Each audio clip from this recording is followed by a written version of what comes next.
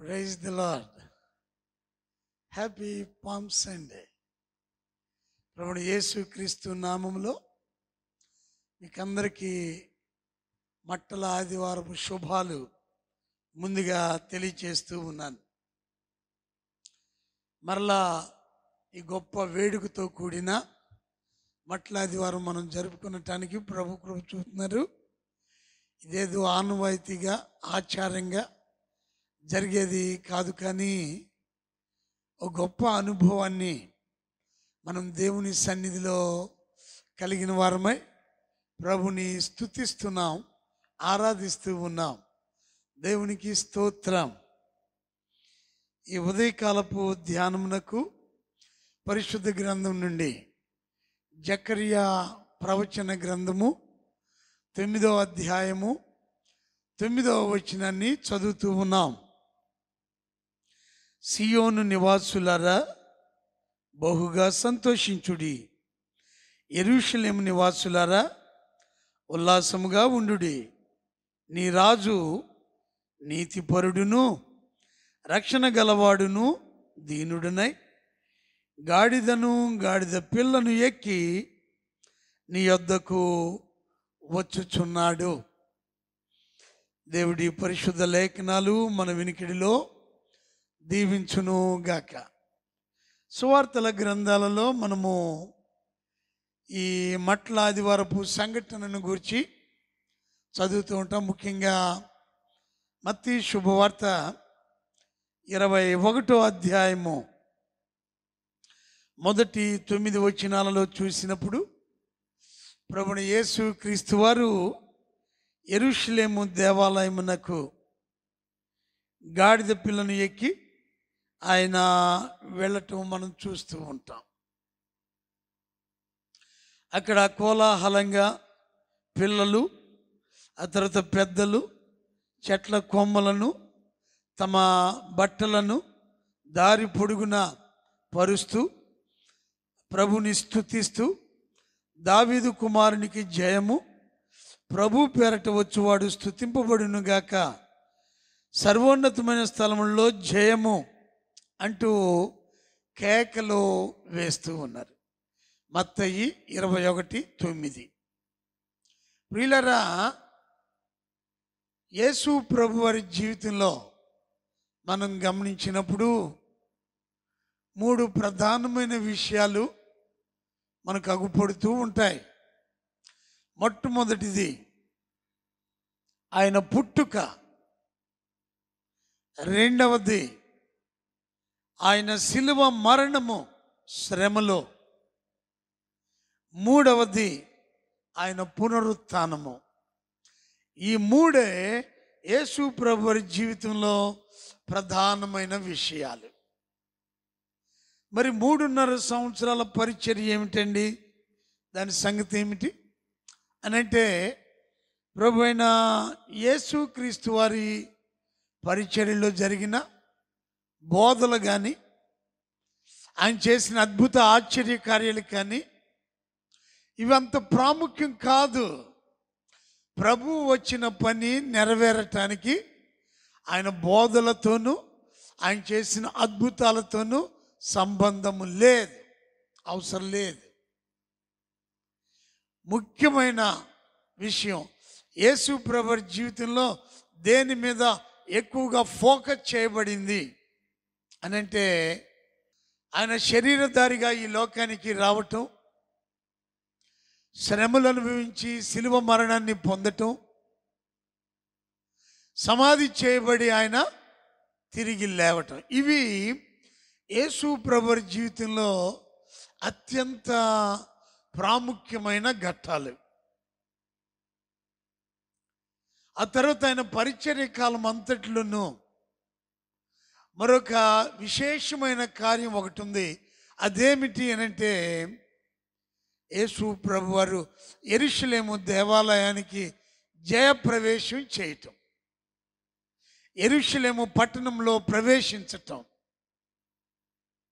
ఇది ఆయన పరిచర్య కాలం అంతటికి ప్రాముఖ్యమైనదిగా చెప్పబడుతూ ఉంటుంది.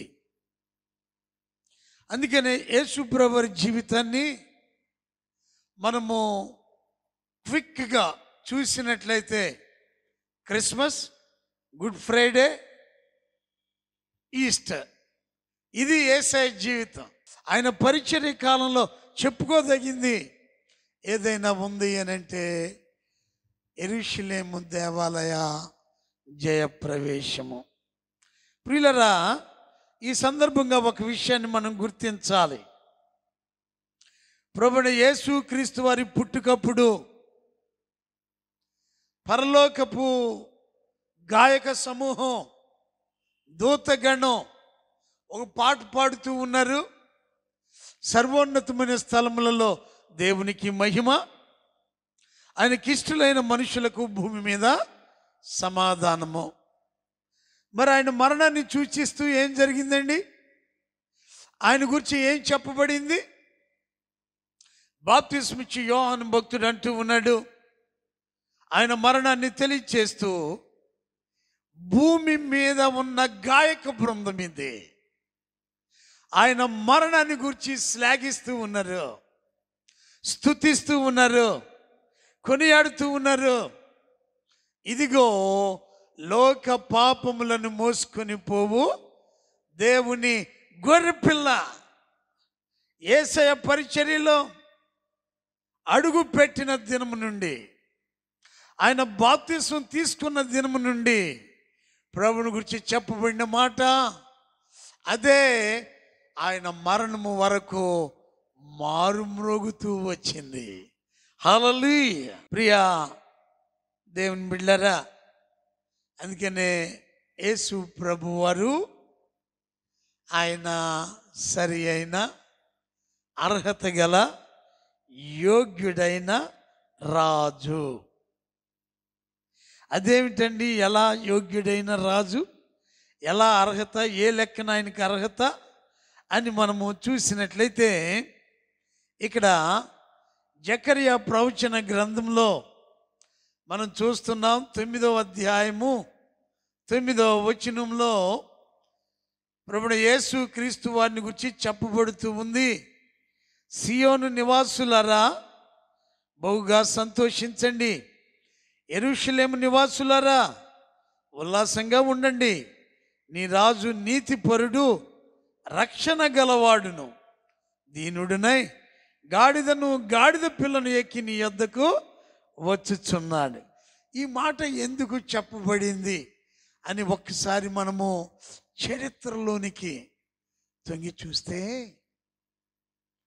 ఈనాడో ఇశ్రాయేలీల మూలపుత్రుడు యాకోబు ఈ ఇశ్రాయేలీల 12 గోత్రాల వారిని ఒక్కొక్కరిని దీవిస్తూ ఆశీర్వదిస్తూ వారి గూర్చి గొప్ప ప్రవచనమెత్తి వాగ్దానంతో కూడిన ప్రవచనాలు పలుకుతూ ఉండగా ఆదికాండము 49వ అధ్యాయము 10-11 వచనాలలో ఈ రీతిగా చెప్పబడుతుంది. షిలోహు వచ్చు వరకు యోధా యొద్ద నుండి దండము తొలగదు, అతని కాళ్ళ మధ్య నుండి రాజదండము తొలగదు, ప్రజలు అతనికి విధేయులై ఉందురు. 11వ వచనం, ద్రాక్షావల్లికి తన గాడిదను, ఉత్తమ ద్రాక్షావల్లికి తన గాడిద పిల్లను కట్టి ద్రాక్షారసంలో తన బట్టలను, ద్రాక్షల రక్తంలో తన వస్త్రమును ఉదుకును. హల్లెలూయా. ఈనాడు యాకోబు భక్తుడు సూచన ప్రాయంగా చెప్పారు, ప్రకటించారు, వాగ్దానం చేశారు. ప్రియుల జ్ఞాపకం వస్తుందా? యోహాను శుభవార్త 15వ అధ్యాయంలో యేసయ్య అంటారు, ద్రాక్షావల్లిని నేను, తీగలు మీరు. ఇక్కడ యోధా వంశం నుండి రాజు రాబోతూ ఉన్నాడు. రాజదండము వారి దగ్గరే ఉంటుందట. ఆయన ద్రాక్షవల్లిగా ఉంటున్నాడు, ఫలించువాడిగా ఉంటాడు, చెప్పబడినటువంటి వాగ్దానాలను నెరవేర్చువాడిగా ప్రభువైన యేసు క్రీస్తు వారు ఉంటారు అంటూ యాకోబు భక్తుడు ఒక దీర్ఘదర్శిగా, ప్రవక్తగా ఆయన ప్రవచిస్తూ ఉన్న లేఖనము.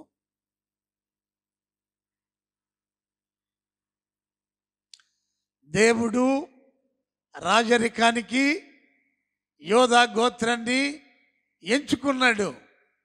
ఈ యోధా గోత్రం నుండి దావీదు రాజు ఉద్భవించాడు. ఈ దావీదు సంతానం నుండి ఆయన బిడ్డలు రాజులయ్యారు. వారు దావీదు తర్వాత సింహాసనాన్ని అధిష్ఠించారు. రాజులు మొదటి గ్రంథం 1వ అధ్యాయము 38, 39 వచనాలలో, కాబట్టి యాజకుడైన సాదోకును, ప్రవక్త అయిన నాతానును, యెహోయాదా కుమారుడైన బెనాయాయును, కెరేతీయులను, పిలేతీయులను రాజైన దావీదు కంచర గాడిద మీద సొలొమోనును ఎక్కించి గీహోనునకు తీసుకొని రాగా, యాజకుడైన సాదోకు గుడారంలో నుండి తైలపు కొమ్మును తెచ్చి సొలొమోనుకు పట్టాభిషేకము చేసెను. అప్పుడు వారు బాకా ఊదగా కూడిన జనులందరూ రాజైన సొలొమోను చిరంజీవి అగును కాక అని కేకలు వేసిరి. దావీదు రాజుకు సరి అయిన వారసుడు సొలొమోను. ఆయన దేని మీద వచ్చాడు? దావీదుకు ఒక కంచర గాడిద ఉంది. అది రాజును సమాధానపరిచేవాడిగా, సమాధానాన్ని కోరుకునేవాడిగా లోకానికి చూపిస్తూ యాత్ర చేసే గాడిదది.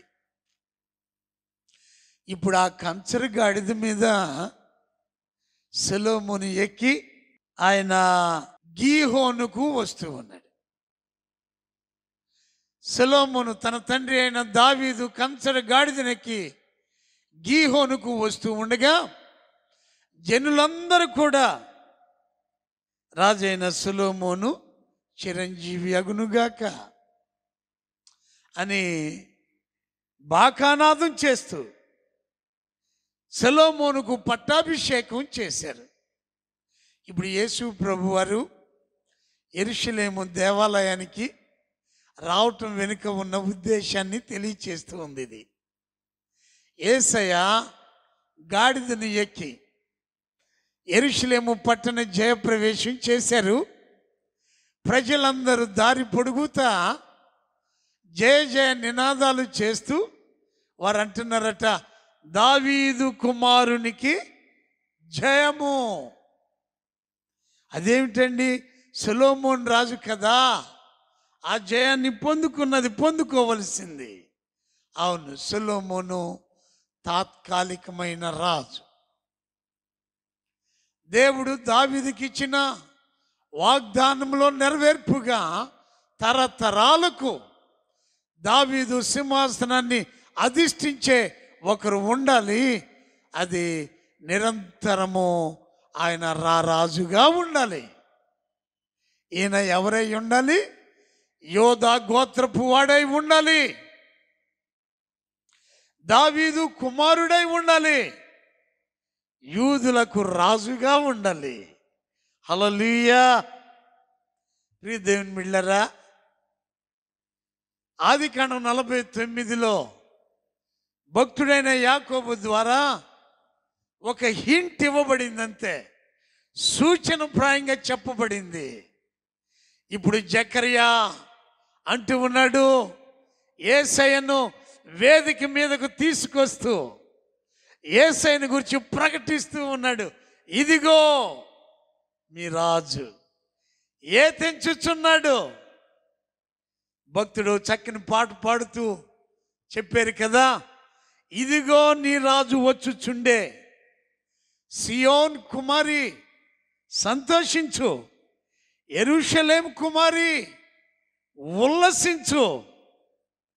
ఆయన నీతి కలిగిన రాజు, రక్షణ కలిగిన వాడు, ఆయన అక్షయుడు, ఆయనలో దోషము లేదు, ఆయన పాపరహితుడు, ఆయన సాత్వికుడు, అత్యంత ప్రేమతో వస్తున్నాడు. ఆయన నిత్య రాజు, నరులకై వచ్చుచుండెను. అబ్బా, ఎంత చక్కని భావంతో కూడిన మాటలు. ఆయన దోషము లేనివాడు, పాపము లేనివాడు, నీతి కలిగిన వాడు,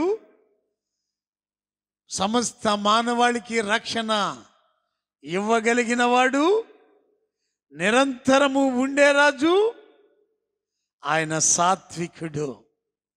ఎంతో ప్రేమతో నీ యొద్దకు వస్తున్నాడు, నిన్ను రక్షించుటకు, నీ మీద రాజుగా ఉండుటకు. యేసయ్య ఎప్పుడైతే ఆ రీతిగా గాడిదను ఎక్కి, ఆ గాడిద పిల్లను ఎక్కి యెరూషలేము దేవాలయానికి వస్తూ ఉన్నాడో, అక్కడ చేరి ఉన్న ప్రజలందరూ వారు గుర్తించారు అంటున్నారు. జకర్యా ప్రవక్త యొక్క ప్రవచనాన్ని వారు జ్ఞాపకం చేసుకొని, దావీదు కుమారునికి జయము, ప్రభు పేరట వచ్చువాడు స్తుతింపబడును గాక, జయ జయ నినాదాలు చేస్తూ ఉన్నారు. జకర్యా గ్రంథంలోనేమో సూచనప్రాయంగా చెప్పబడింది. ఇప్పుడు సువార్తల గ్రంథాలలో బాహటంగా అది వివరించబడుతూ ఉంది. హల్లెలూయా, ప్రకటించబడుతూ ఉంది, లోకమంతటికి వెల్లడి చేయబడుతూ ఉంది. ప్రియా దేవుని బిడ్డలారా, ఈయన మా రాజు అండి, ఈయన యోధా గోత్రపు వాడు, ఈయన యూదులకు రాజు, ఈయన దావీదు కుమారుడు అని గుర్తెరిగిన ప్రజలు తమ వస్త్రములను, తమ బట్టలను దారి పొడుగుతా కప్పుతూ ఉన్నారు. ఖర్జూరపు మట్టలు చేతబూని జయ జయ నినాదాలు చేస్తూ ఉన్నారు. మరి ఈరోజు మన పరిస్థితి ఏమిటండి? మనం ఏం చేయాలి అని అంటే, అవును, యేసయ్య ఈ భూమి అనే ఈ వేదిక మీదకు ఆయనకు యాకోబు భక్తుడు ఒక ఆహ్వానాన్ని ఇచ్చారు. జకర్యా ప్రవక్త ఆయన ఆ ఆహ్వానం ఎలా నెరవేరబోతుందో చెప్పారు. సువార్తల గ్రంథాలలో ఆయన ఎలా యత్నించారు, ఏం చేస్తూ ఉన్నారు, సువార్తికులు తెలియచేస్తూ ఉన్నారు. ప్రభుని లోకానికి పరిచయం చేస్తూ ఉన్నారు. ఆయన మామూలు రాజు కాదు, దావీదు రాజే, కానీ ఆయన నిరంతరము ఉండే రాజు. He's the rightful king, he's the rightful successor to the king of David. Daveedu రాజుకు సరి అయిన వారసుడు, రారాజు, నిరంతరము ఉండువాడు. మరి మనం ఏం చేయాలి? ఈ రారాజు ఎదుట నీవు నేను చేయవలసింది ఏమిటి? ఆ కాలంలో ఉన్న ప్రజలు బట్టలు పరిచారు, ఆ కాలంలో ఉన్నవారు మట్టలు పట్టుకొని జేజేలు పలికారు. ఈ కాలంలో, ఈ తరంలో నీవు నేనేం చేయాలి? ప్రియులరా, మన హృదయాలు ప్రభు సన్నిధిని పరవలే. ఆయన రాజుల రాజుగా ఉన్నాడు, సార్వభౌమాధికారి అయి ఉన్నాడు. ఆయన ఎదుట మన హృదయాలు పరిచే వారంగా ఉండాలి. అంతేనా? కాదు కాదు కాదు. మన ఇష్టాలు, మన జీవితాలు ఆయనకు పూర్తిగా సమర్పించుకున్న వారమై ఉండాలి. అంత మాత్రమే కాదు, మనం కలిగి ఉన్న సమస్తము మీద ఆయన అధికారానికి అప్పగించుకోవాలి. హల్లెలూయా. ఈ మూడు పనులు మనం ఎప్పుడైతే చేస్తామో, ప్రభుని యేసుక్రీస్తు వారు నీ జీవితంలో నిజమైన రాజుగా ఉంటారు. ఆయన నీ మీద అధిపతిగా ఉంటారు. నీ పట్ల కార్యములు చేయవాడై ఉంటాడు. ఆయన నీకు నెమ్మది సమాధానమును దయచేస్తాడు. ఆయన నీ కొరకు రక్షణ తీసుకుని వచ్చాడు. ఆయనే రక్షించగల సమర్థుడు, మరెవరు లేరు. నీ హృదయాన్ని అప్పగిస్తావా? నీ ఇష్టాలు, నీ జీవితాన్ని నీవు అప్పగిస్తావా? దేవుడు నిన్ను ప్రేమించి నీకు ఇచ్చిన సమస్తం నువ్వు దేవునికి అప్పగిస్తావా? ఆ రీతిగా ఉన్నట్లయితే నీ జీవితం అద్భుతంగా, అత్యున్నతంగా భూమి మీద నడిపించబడి దేవునికి మహిమ తెచ్చేదిగా, నీ జీవితానికి మేలుకరమైనదిగా మలచబడుతూ ఉంది. God bless you. ప్రార్థించుదాం. దయచేసి తలలో ఉంచండి, ప్రార్థించుకుందాం. మా స్తుతులకు పాత్రుడా, రాజులకు రాజా, సార్వభౌమాధికారి, మా జీవితాలలో నెమ్మది సమాధానం నిచ్చుటకు, మా మీద అధిపతిగా, ఏలుబడి చేయవాడిగా, మా రక్షకునిగా ఉండటానికి, ఈ లోకానికి అరుదించిన ప్రియ ప్రభువా, నీకు వందనాలు, స్తోత్రాలు. ఈ ఉదయకాల సమయంలో మరొకసారి ఈ రీతిగా యూదుల రాజుగా, యోధా గోత్రపు సింహముగా, యాకోబు చేత ప్రవచింపబడి నన్ను మమ్మను సమస్త మానవాళిని రక్షించటానికి ఈ లోకానికి అరుదించిన ప్రభు, నీకే స్తుతులు స్తుతులు స్తోత్రాలు చెల్లిస్తూ ఉన్నాం. దయగలిగిన మా యేసయ్య,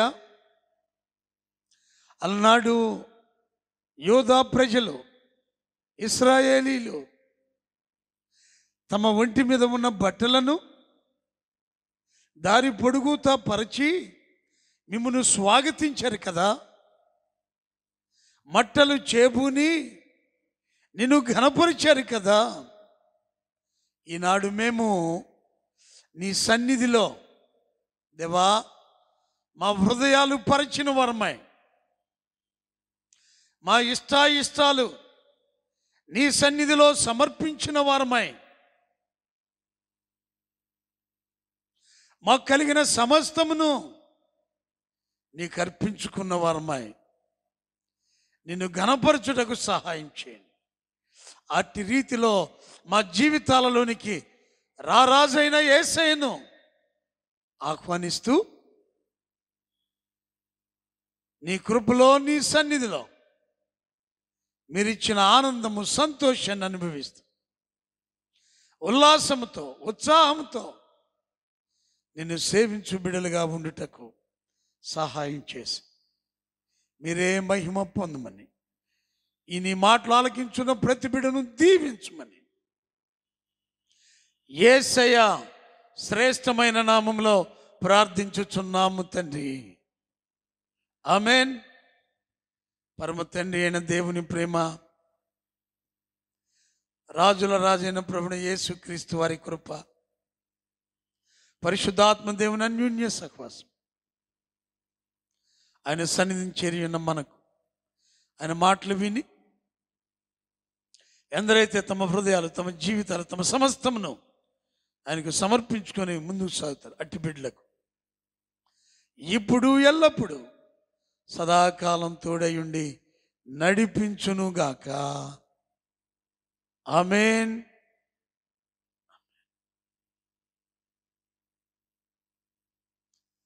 గాడ్ బ్లెస్ యు. దేవుడు మిమ్మల్ని దీవించునుగాక. Happy palm Sunday.